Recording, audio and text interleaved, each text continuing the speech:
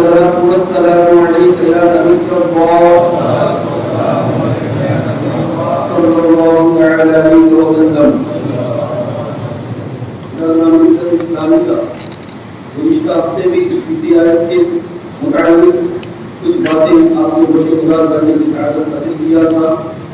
آج پھر اسی آیت کو پڑھا ہوں. اللہ رب العزت سے دعا ہے مجھے حق کہنے آپ کو حق سننے ہم سب کو اس پر عمل کرنے کی توفیق عطا فرمائے. اللہ رب العزت قرآن عظیم کی ارشاد فرماتا ہے یا ایھا الذین آمنوا اتقوا اللہ وقولوا قولا سدیدا. اے ایمان والو اللہ سے ڈرو اور سیدھی بات کہو, سچی بات کہو, اچھی بات کہو, غلط باتوں سے پرہیز کرو یعنی جھوٹ سے پرہیز کرو. ملت اسلامی کا اگر ہم غور کریں تو ان کو پتا چلے گا کہ اسلام کی سب سے پہلی تبلیغ اگر کسی چیز کی بنیاد پر کی گئی تھی وہ صداقت کی بنیاد پر کی گئی تھی, سچائی کی بنیاد پر کی گئی تھی. سب سے پہلی تبلیغ اللہ کے رسول صلی اللہ علیہ وسلم نے جو فرمائی وہ سچائی کی بنیاد پر فرمائی. اب جانتے ہیں میرے آقا علیہ الصلوۃ والسلام کوہ صفا کی چوٹی پر کھڑے ہوتے ہیں اور مکہ والوں کو جمع کرتے ہیں اور جمع کرنے کے بعد کہتے ہیں مکہ والوں یہ بتاؤ تم نے مجھے کیسا پایا, تم مجھے کیسا پاتے ہو. ملت اسلامیہ مکہ والوں نے کہا تھا کہ محمد صلی اللہ علیہ وسلم آپ صادق اور امین ہیں یعنی آپ سچے بھی ہیں اور امانت دار بھی ہیں. ملت اسلامیہ گویا آقا علیہ السلام اپنا کردار بنوا رہے ہیں اور وہ بھی صداقت والا اور امانت والا کردار بنوا رہے ہیں. ابھی اسلام کی تبلیغ نہیں فرمائی, اس سے پہلے اپنی ذات کو منوا دیا اور اپنی ذات کے بارے میں سوال کیا کہ مکہ والوں یہ بتاؤ میں کیسا ہوں. لوگوں نے کہا آپ جھوٹ نہیں کہتے, کبھی آپ کبھی امانت میں خیانت نہیں کرتے, آپ سچے ہیں, آپ جھوٹ سے پرہیز کرتے ہیں. تو اللہ کے رسول صلی اللہ علیہ وسلم نے اور اپنے کردار کو منوایا اور پھر فرمایا مکہ والوں سنو, اگر میں یہ کہہ دوں کہ اس پہاڑ کے پیچھے ایک دشمن کی فوج ہے جو ان قریب تم پر حملہ کرنے والی ہے, کیا تم اس بات کو مان لو گے؟ ان لوگوں نے کہا ہاں ہم کیوں نہیں مانیں گے, آپ نے کبھی زندگی میں جھوٹ کہا ہی نہیں, آپ جھوٹ بولتے ہی نہیں ہو, آپ سچ بولتے ہو ہمیشہ اور آپ صداقت اور امانت والے ہو, تو ہم یقیناً مان لیں گے اس بات کو کہ پہاڑ کے پیچھے دشمن کی فوج ہے. ملت اسلامیہ جب آقا علیہ السلام نے دیکھا کہ یہ لوگ میری سچائی کو مان چکے ہیں, میرے کردار کو مان چکے ہیں, سچائی والے کردار کو, تو پھر آقا علیہ السلام نے فرمایا لوگوں سنو میں تمہیں جو خوشخبری اور بشارت دینے آیا ہوں وہ یہ ہے کہ اللہ ایک ہے اور میں اللہ کا رسول ہوں. ملت اسلامیہ تو پتہ یہ چلا کہ اسلام کی سب سے پہلی تبلیغ عام کی گئی ہے تو صداقت کی بنیاد پر کی گئی ہے, سچائی کو بنیاد بنا کر کی گئی ہے. لیکن آج افسوس ہوتا ہے کہ اس قوم کی اسی اسلام کے ماننے والے لوگ یہ کہتے ہوئے نظر آتے ہیں کہ جھوٹ بولے بغیر کاروبار نہیں چل سکتا, یہ کہتے ہیں کہ جھوٹ بولے بغیر ہم کامیاب نہیں ہو سکتے, ہمارا فائدہ ہو ہی نہیں سکتا, ہم نفع اٹھا ہی نہیں سکتے, ہم کاروبار کر ہی نہیں سکتے, ہم مارکیٹ میں ٹک ہی نہیں سکتے. یہ کون کہہ رہے ہیں؟ یہ وہ لوگ کہہ رہے ہیں جن کی بنیاد ہی صداقت پر ہے, جن کی اسلام جو جس اسلام کو مانتے ہیں اس کی بنیاد ہی صداقت پر رکھی گئی ہے. ملت اسلام کا اب ذرا غور کریں کہ آج ہم کس زمانے پر پہنچ چکے ہیں, آج ہمارا معاملہ کیا ہے. ہم ہر بات میں جھوٹ بولتے ہیں, ہر بات کی شروعات جھوٹ سے کرتے ہیں, صبح سے لے کر شام تک نہ جانے کتنے جھوٹ بولتے ہیں اور پھر یہ دعویٰ کرتے ہیں, پھر یہ کہتے ہیں کہ ہم اسلام کے ماننے والے ہیں, اسلام کی بنیاد صداقت پر رکھی گئی اور ہم جھوٹ سے اپنی شروعات کرتے ہیں. تو کیا ہم اسلام کے سچے پیروکار ہیں؟ کیا ہم اسلام کے سچے ماننے والے ہیں؟ ملت اسلام کیا اللہ کے رسول تاجدار مدینہ صلی اللہ علیہ وسلم نے ارشاد فرمایا تھا الصدق ينجي والكذب يهلك, سچائی نجات دلاتی ہے اور جھوٹ ہلاکت میں ڈال دیتا ہے. لیکن ہم اس کے برعکس سمجھتے ہیں, ہم سمجھتے ہیں جھوٹ بول کر کسی کو دگا دیں گے, جھوٹ بول کر کسی کا بھروسہ جیت لیں گے, جھوٹ بول کر کسی کو بیوقوف بنا لیں گے اور کسی को कारोबार में धोखा देंगे तो हम कामयाब हो जाएंगे, लेकिन याद रखना बजाय चंद रुपये आपके हाथ में आ सकते हैं, लेकिन झूठ में कभी भी नजात नहीं है। इसलिए कि पहाड़ अपनी जगह से हल सकता है, टल सकता है, लेकिन मेरे आका अलैहिस्सलाम की कहीं भी बात कभी बदल नहीं सकती। आका ने फरमा दिया, वो फरमा दिया कि सिद्क़ को युल्दी सच्चाई में नजात है, सच्चाई नजात दिलाती है और झूठ हलाकत में डाल देता है। इस्लामिया आज सच्चाई की बहुत जरूरत है। आज हम अगर सच बोलेंगे तो हमारा बहुत फायदा होगा। याद रखना, अगर हम आम तौर पर अगर हर मुसलमान सिर्फ इस हदीस पर अमल कर दे और इस बात पर अमल कर दे तो यकीनन आपको कारोबार में इस कदर नफा मिलेगा कि आप सोच भी नहीं सकते। उसकी वजह जानते हो, चाहे समझ लो कि अगर आप सब सच बोलना शुरू करोगे, कोई झूठ नहीं बोलेगा, कोई मुसलमान झूठ नहीं बोलेगा, तो होगा यूं कि लोग आप पर भरोसा करेंगे। जैसे एक वक्त था कि लोग अपनी अमानतें, अपनी बच्चियां हमारे घरों में रख देते थे, उनको मालूम था कि मुसलमानों के घरों में महफूज रहेगी अमानत भी और बच्चियां भी। लेकिन आज हमारा वो माहौल न रहा। इस्लामिया तो अगर हमने सच बोलना शुरू कर दिया, हमने सच्चाई का साथ देना शुरू कर दिया, तो होगा यूं कि कोई भी आपके साथ जब जुड़ेगा तो फिर यूं होगा, वो ये सोचेगा और ये कहेगा कि ये मुसलमान है, ये झूठ कभी नहीं बोलता है, इसके साथ कारोबार करो, इसके साथ मामला करो, इसके साथ लेन देन करो। लेकिन हम अगर खुद झूठ बोलेंगे तो फिर हमारा जो असर तो पड़ने वाला है। जिस तरह और लोग झूठ बोलते हैं, इस तरह अगर हम भी झूठ बोलेंगे तो उनमें और हमने क्या फर्क रह जाएगा। याद रखना, सच बोलना भी है और सच का साथ भी देना है, सच्चाई के साथ भी रहना है। सच्चाई को छोड़े बगैर आप आगे नहीं बढ़ सकते हो। अफसोस के साथ कहना पड़ रहा है कि आज ऐसे लोग हैं जो झूठ का साथ दे रहे हैं, ऐसे लोग हैं जो झूठी हुकूमत का साथ दे रहे हैं। मैं सियासी आदमी नहीं हूँ, मैं सियासत से मेरा कोई ताल्लुक नहीं। आप खुद जानते हो इस बात को कि मेरा माहौल मामला ये है कि मैं ना कभी किसी सियासत के आगे पीछे, सियासतदान के आगे पीछे करता हूँ। सियासतदान तो बहुत दूर, आपने मेरी जिंदगी को देखा होगा, किसी मालदार के भी आगे पीछे करते हुए मुझे नजर नहीं आऊंगा, मैं नजर नहीं आऊंगा। लेकिन जो हक बात है वो बोलना जरूरी है। और याद रखना, आपके पास अभी कुछ दिनों में कुछ लोग आएंगे, आपकी शहादत मांगने, आपकी गवाही मांगने, सच्ची गवाही मांगने आएंगे, लेकिन फिर कहेंगे कि हम तुम्हें रुपया देते हैं, हम तुम्हें पैसा देते हैं, हमको वोट करना है, हमको वोटिंग करना है। याद रखना, ये वोट आपकी शहादत है, ये वोट आपकी गवाही है, आपके ऊपर है कि चंद सिक्कों के सदके, चंद रुपयों की खातिर अगर आप बिक गए तो गोया आपने अपनी सदाकत को बेच दिया है, आपने अपनी सच्चाई को बेच दिया है, आपने अपनी अमानत को बेच दिया है। मेरा तो कोई सियासी ताल्लुक नहीं है किसी सियासी पार्टी से, लेकिन मैं ये जो कह रहा हूँ ये इसलिए कह रहा हूँ कि मैं देख रहा हूँ, बड़े शर्म की बात है, बड़े अफसोस की बात है, वो लोग जो मुसलमानों के कट्टर दुश्मन है, जो मुसलमानों को तकलीफ पहुंचाने में कभी पीछे नहीं हटते। मेरी कौम के कुछ लोगों को क्या हो गया है कि उनके साथ खड़े हुए नजर आते हैं, उनके साथ उठते बैठते नजर आ रहे हैं। याद रखना, अगर आपने ऐसा किया और खासकर उन लोगों के साथ आप अगर खड़े हुए जो गुस्ताख रसूल की हिमायत में खड़े होते हैं, जो गद्दारी रसूल की हिमायत में खड़े होते हैं, और उनके साथ अगर आप खड़े रहे तो कल कयामत के दिन आका को क्या मुंह दिखाओगे। कल याद रखना, ये जिंदगी बहुत छोटी है, 40 साल 50 साल 60 साल की जिंदगी है, इससे ज्यादा की ये जिंदगी नहीं है। और सिर्फ रूह निकलने की देरी है। जिस दिन रूह निकलेगी आपका कोई दोस्त आपका काम नहीं आएगा, आपके काम नहीं आएगा, आपका कोई रिश्तेदार आपके काम नहीं आएगा, आपका कोई साथी आपके काम नहीं आएगा।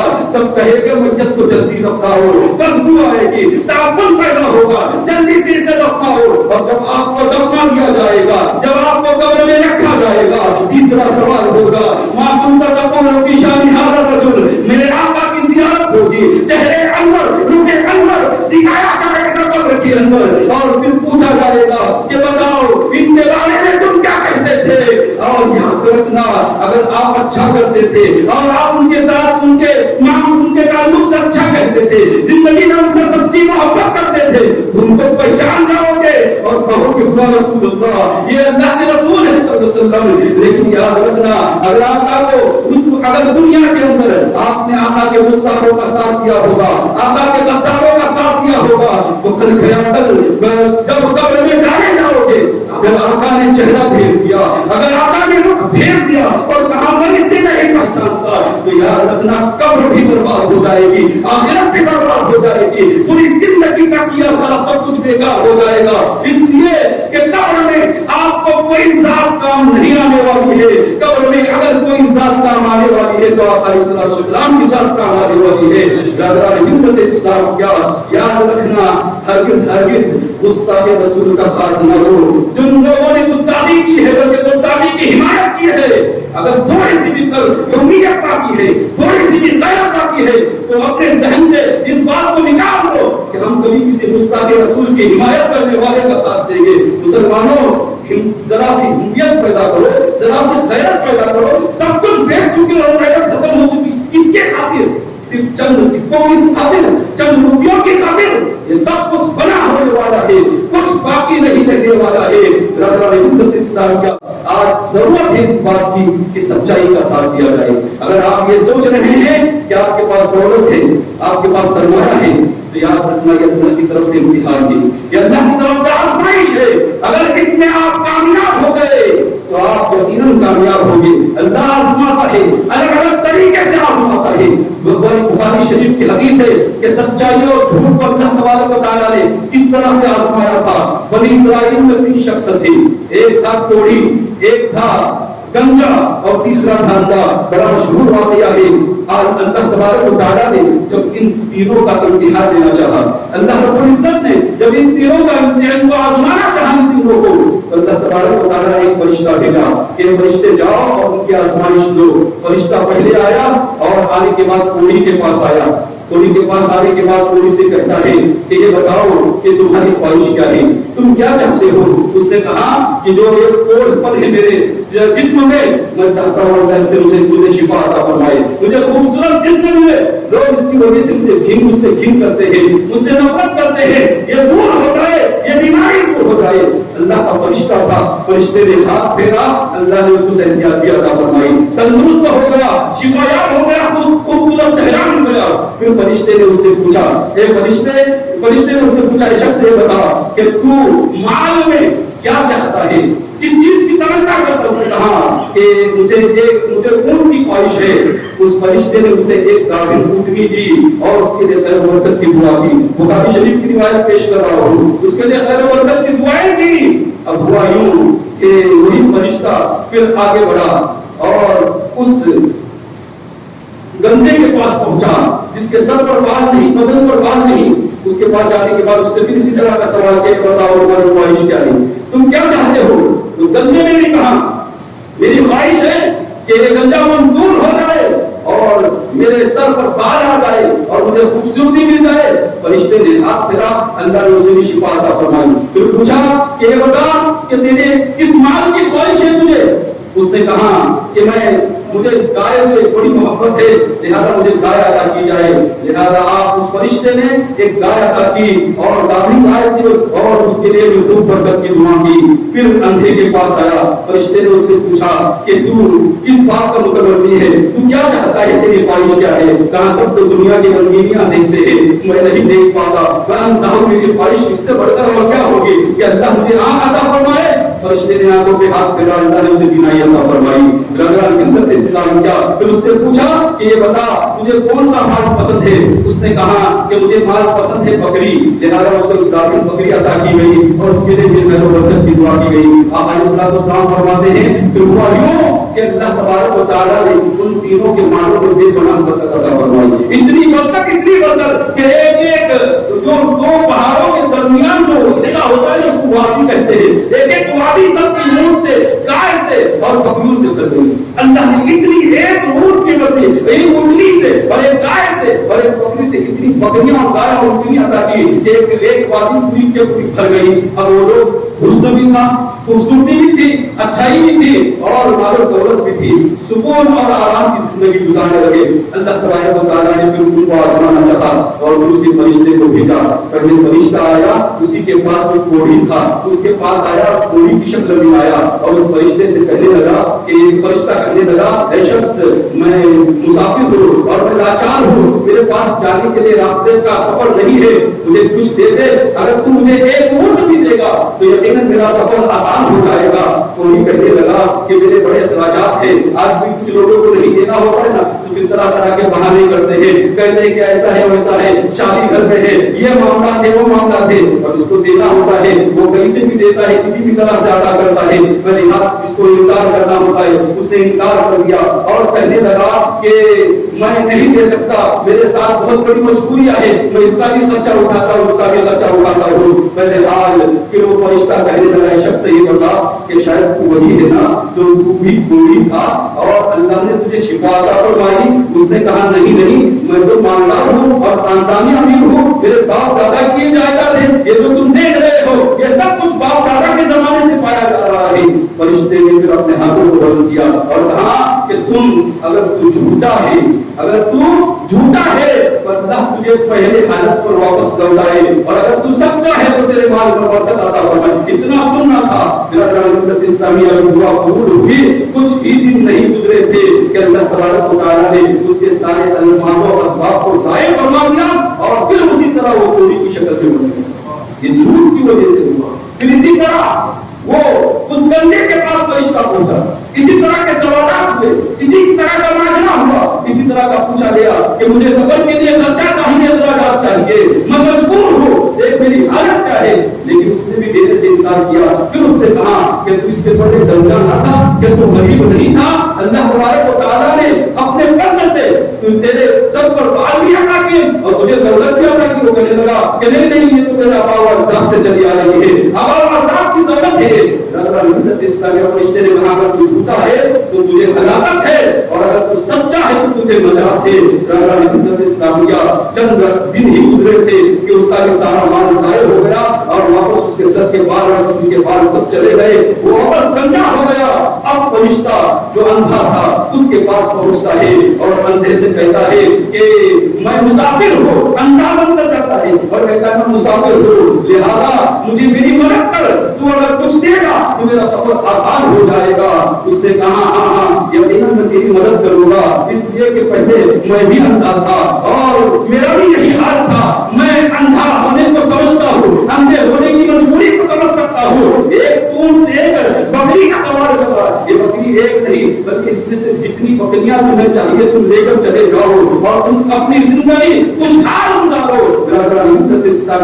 فرشتے نے پھر اس کی مدد کے لیے دعا کی اور کہا کہ مجھے کچھ بھی نہیں چاہیے, میں تو تمہارا امتحان لینے کے لیے آیا تھا. اللہ کی طرف سے تم آزمائش میں ڈالے گئے تھے, وہ دونوں ناکام ہوئے اس لیے تباہ و برباد ہو گئے, اور تم کامیاب ہوئے اس لیے کیونکہ تم نے سچ کا ساتھ نہیں چھوڑا. ان لوگوں نے جھوٹ بولا تو جھوٹ کا وبال ان کے سر پر آیا, اور تم نے سچ کہا. تو میں دعا کرتا ہوں اللہ سچ کی خوب برکتیں عطا فرمائے. اس کے بعد وہ شخص اپنے علاقے کا سب سے امیر ترین آدمی بن گیا.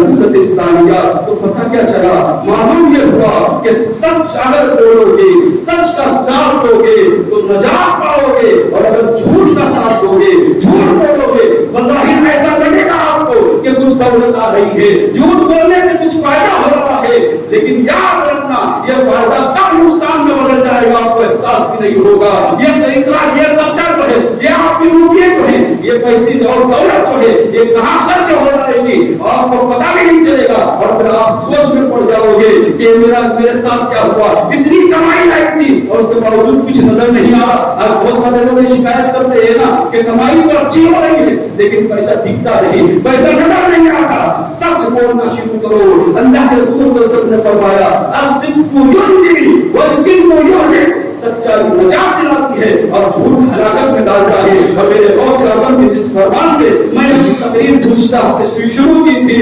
غوث اعظم فرماتے ہیں دو چیزیں اختیار کرو, اللہ تبارک و تعالیٰ فرمائے گا، آخرت میں بھی عزت عطا فرمائے گا۔ پہلی چیز عقل حلال ہے، حلال کھاؤ، اگر اللہ دنیا میں بھی عزت عطا فرمائے گا، آخرت میں بھی عزت عطا فرمائے گا۔ اور دوسری چیز یہ ہے صدق مقال، سچ کہو، اگر سچ کہنے کی عادت ڈالو گے تو اللہ دین اور آخرت، دنیا اور آخرت دونوں کی عزت عطا فرمائے گا۔ ملت اسلامیہ نے اپنے تجربات کی بنیاد پر کہا تھا، آج ہم ان کی نیاز کرتے ہیں لیکن ان کی بات کو مانتے نہیں ہیں، ہم ان کو بہت مانتے ہیں لیکن ان کی بات پر عمل نہیں کرتے۔ آج ہم حرام کمائی سے ان کی نیازیں کرتے ہیں۔ میں پوچھنا چاہتا ہوں کہ حرام کمائی جو کہتے ہیں کہ اپنے حلال سے اللہ دنیا میں عزت عطا فرماتا ہے، کہ حرام کمائی کی کیسے نیاز کرو گے تو کیا اللہ اس کو برکتیں عطا فرمائے گا؟ آپ کو کچھ عزم ملے گا؟ کیا فیضان غوث عزم ملے گا؟ نہیں، ان کو جس طرح مانتے ہو اسی طرح ان کی ماننا بھی ضروری ہے، ان کی باتوں پر عمل کرنا بھی ضروری ہے۔ یقیناً اگر ہم نے اس فرمان پر عمل کیا تو اللہ دین و دنیا میں عزت عطا فرمائے گا۔ اور یاد رکھنا، دین اور دنیا کے اندر عزت دینے والا صرف اللہ ہے۔ وَتُعِزُّ مَن تَشَاءُ وَتُذِلُّ مَن تَشَاءُ۔ نہ کوئی امیر، نہ کوئی ٹرسٹی، نہ کوئی سرمایہ دار، نہ کوئی دنیا کا عہدیدار تم کو عزت دے سکتا ہے۔ اگر عزت ملی ہے تو میرے رب کی طرف سے ملی ہے۔ تو اللہ تبارک و تعالیٰ کی ذات پر بھروسہ کیا جائے اور سچائی کا ساتھ دیا جائے۔ الصدق ينجي والكذب يهلك، سچائی میں نجات ہے اور جھوٹ میں ہلاکت ہے۔ اللہ تعالیٰ سے دعا ہے کہ پہلے سنت سے زیادہ عمل کرنے کی توفیق عطا فرمائے۔ وما علينا الا البلاغ۔ السلام علیکم ورحمۃ اللہ وبرکاتہ۔